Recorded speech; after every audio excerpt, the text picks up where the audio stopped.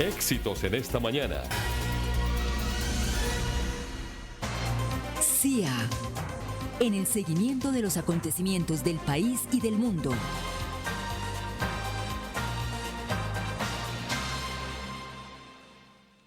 Siete de la mañana, 53 minutos, 7:53 minutos. A esta hora saludamos a la concejal de Bogotá, Atiquigua, el amor por la tierra, la madre tierra.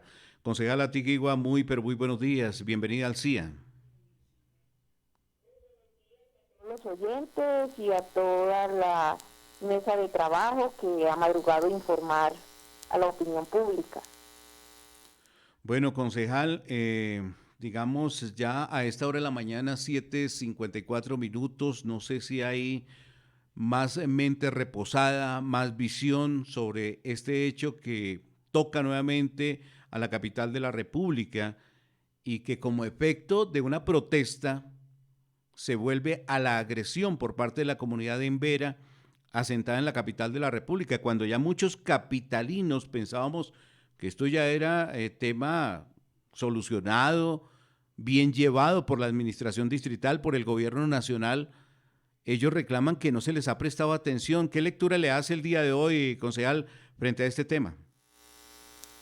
Bueno, yo quiero invitar a los bogotanos y bogotanas a que más allá de tomar partido por la fuerza pública o por los indígenas, hagamos un alto y reflexionemos los retos que tenemos en Colombia y en especial en la capital para construir una cultura de paz y reconciliación. Nosotros hemos dedicado 5 sesiones plenarias a observar, analizar y buscar salidas a la difícil situación de seguridad y convivencia que se vive en el distrito capital. El día de ayer el secretario de Seguridad presentaba precisamente una mirada sobre la seguridad humana en el distrito capital. El secretario de Gobierno hablaba precisamente del tema de convivencia y precisamente hacía yo una reflexión de lo que fue el estallido social y la manera como el régimen político de Claudia López respondió a las justas demandas sociales de la gente que se agravaron con la pandemia, con represión, con SMAT.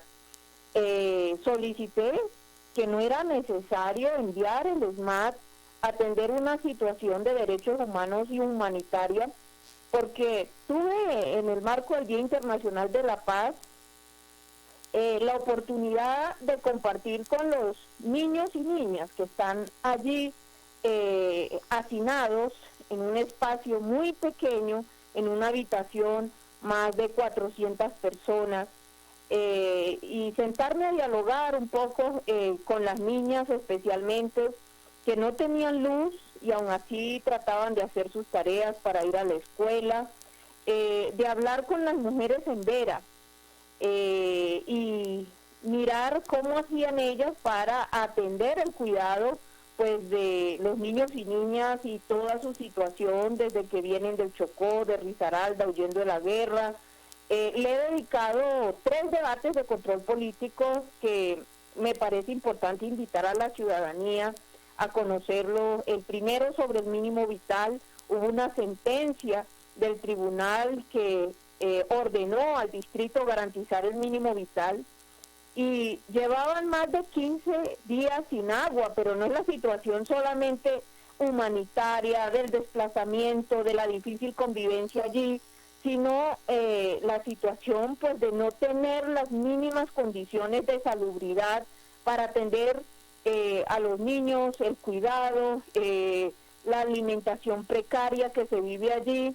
Pero esa es una pequeña radiografía de lo que viven miles de familias hoy en la localidad de Ciudad Bolívar, donde también las mujeres tienen que hacer maromas para hacer alcanzar un poco de agua, donde hay guerras del agua, es decir, y me parece pues que la actitud de la alcaldesa, en vez de asumir la resolución de un problema social, es estigmatizar a las familias que viven allí y esta situación humanitaria. Entonces, realmente se ha podido prevenir la situación de ayer. No era con SMAT, era precisamente con una mesa de articulación nación-territorio, dejar ya el pimponeo entre el distrito y las competencias de la nación para trabajar en un retorno seguro de quienes quieren volver a sus territorios. Pero yo recuerdo mucho la historia de Luz Helena, que era una niña en Vera, que no había cumplido los 13 años y que retornó al Alto Andágueda. No había pasado un mes y murió de un disparo en la cabeza, entonces no hay condiciones para un retorno seguro. Bogotá pues ha sido solidaria y algunos gobernantes no han sido indiferentes a este difícil contexto de violencia que se vive en diferentes regiones. De cada 10 indígenas en la capital, 7 son víctimas del conflicto armado. Entonces lo que vemos realmente es una alcaldesa incompetente que abandonó realmente la agenda social, el respeto a los derechos humanos, no solo de la población indígena. Por otro lado, hemos venido haciendo un seguimiento a los acuerdos que se han hecho con los pueblos indígenas. Yo particularmente incluí en el Plan Distrital de Desarrollo el artículo 66, que dice cómo se trabaja, se dialoga con las comunidades, respetando la consulta previa. Además, en el marco de los acuerdos de paz, los derechos y en especial la consulta previa hace parte de las garantías de no repetición de las violencias contra estos pueblos indígenas. Hay un principio y es de no regresividad en los derechos. Entonces, yo tuve la oportunidad en el marco del gobierno de Lucho Garzón de impulsar las políticas públicas para que esos derechos que quedaron consagrados en la Constitución no fueran letra muerta y en Bogotá tuviéramos políticas públicas. Aquí tenemos acuerdos que aún la nación no tiene, políticas públicas, y esas son conquistas sociales y políticas, luchas muy importantes en la ciudad, la del agua, la del derecho a la alimentación, Bogotá sin hambre, el mínimo vital, las políticas públicas de diversidad étnica, pero hemos retrocedido en materia de política social.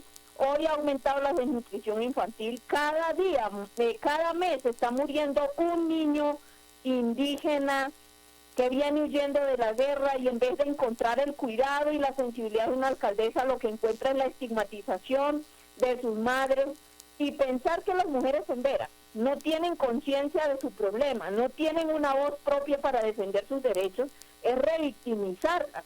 Claro. No se puede asumir la actitud de la salvadora blanca y dar su punto de vista sin entablar un diálogo. Yo celebro que el día de ayer el presidente Petro se haya reunido a dialogar y rechace todas las violencias de todas las partes, pero hay que entender el contexto que se vive en La Rioja.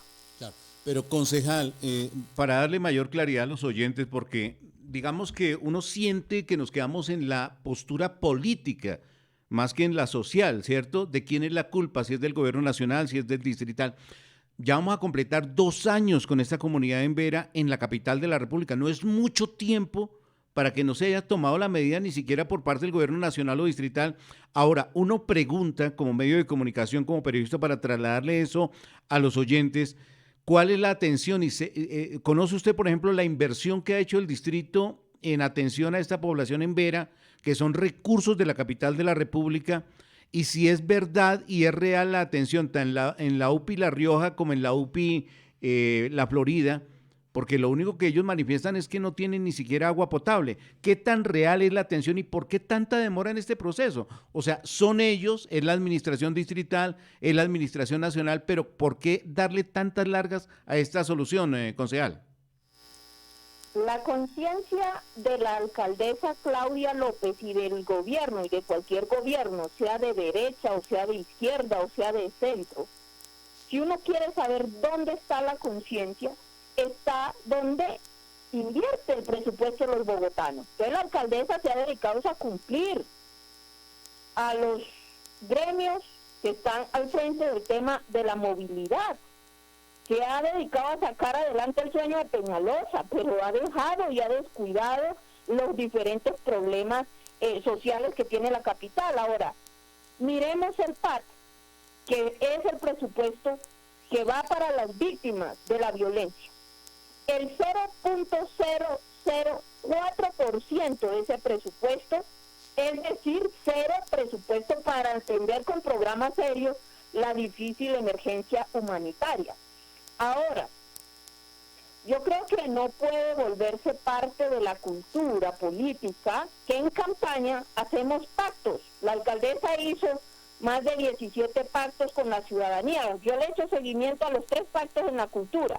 Sí. Un sector que también ha sufrido de los artesanos, he estado visitando las plazas de mercado, se comprometió a cuidar el patrimonio cultural de la ciudad. ¿Y qué tenemos?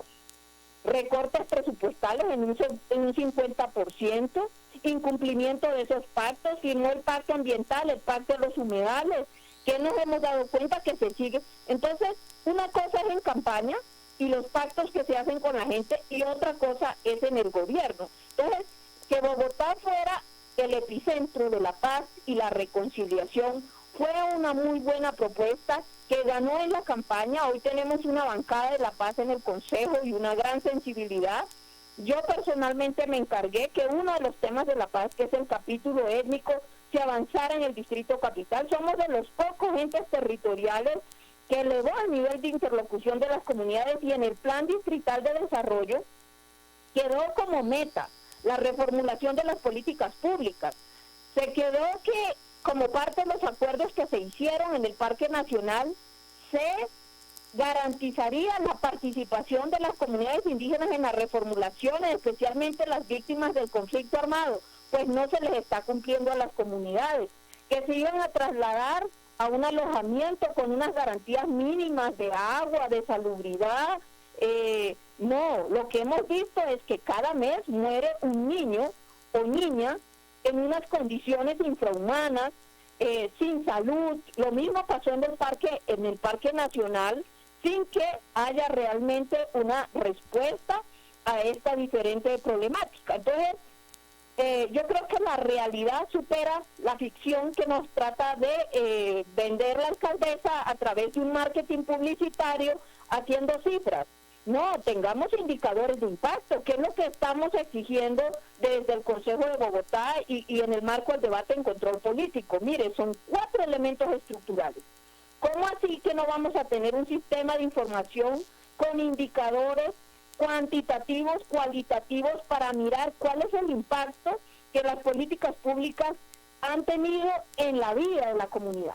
¿Cómo han transformado la vida de la comunidad? Pues la situación que vemos humanitaria significa, es la radiografía de lo que hoy hace el gobierno de Claudia López. Pero la arquitectura institucional. Claro. No hay una adecuación institucional, no hay un diseño institucional para responder a el problema social. ¿Qué está pasando en integración social? Y no solo con la población indígena. Es decir, estamos 20 años atrás en materia de política social. Claro, pero concejal, porque es que la gente y digamos, la idea es entender al ciudadano del común, al bogotano del común.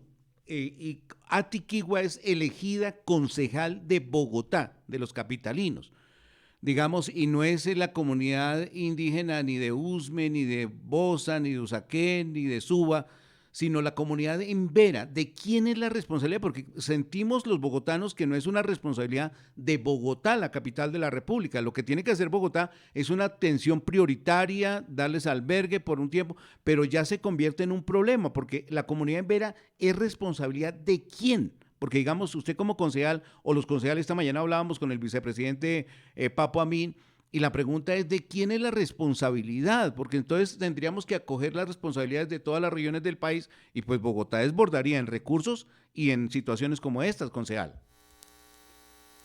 Fíjense que es una reflexión que, si lo miramos en la historia de Bogotá, han habido diferentes tipos de posturas. Si uno mira en un sentido un poco más social, la postura, por ejemplo, de Lucho Garzón es: Bogotá no puede ser indiferente.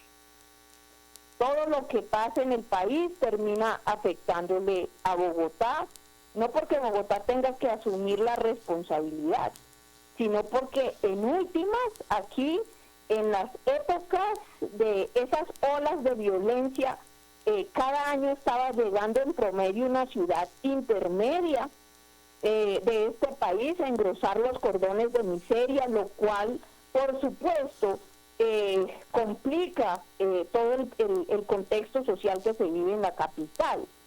Ahora, la responsabilidad, por supuesto, es del Estado social de derecho, y en ese sentido hace mucha falta una articulación entre los esfuerzos que tiene que hacer la nación y también los entes territoriales. Entonces, este es un caso puntual en donde realmente, así como se reúnen para hacer el metro, para asegurar la plata, los cupos de endeudamiento y los presupuestos, con esa misma prioridad, pues hay que reunirse a resolver los problemas de orden social de la capital, en especial el tema de los niños y niñas afectadas por el conflicto.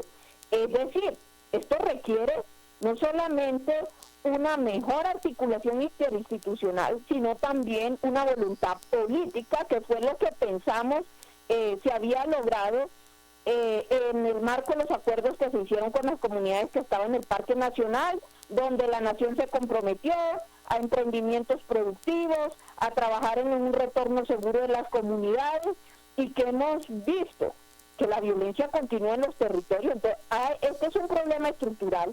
Ahora, hasta tanto no estén las condiciones para un retorno seguro a sus territorios y siga la situación de la violencia en este país, entonces, ¿qué hacemos? Dejamos abandonados en una situación de hacinamiento, de frío, de invierno, de hambre, a los niños y niñas en veras que están allí. Es que estamos hablando de 687 niños y niñas, muchos menores de 5 años, sin atención en salud. O sea, ese descuido no tiene justificación ni color político. Eso requiere pues una atención, y en eso se tiene que poner de acuerdo el gobierno nacional y el gobierno distrital. ¿Dónde está el ICBF para implementar la ruta de atención para la primera infancia que sufre la violencia?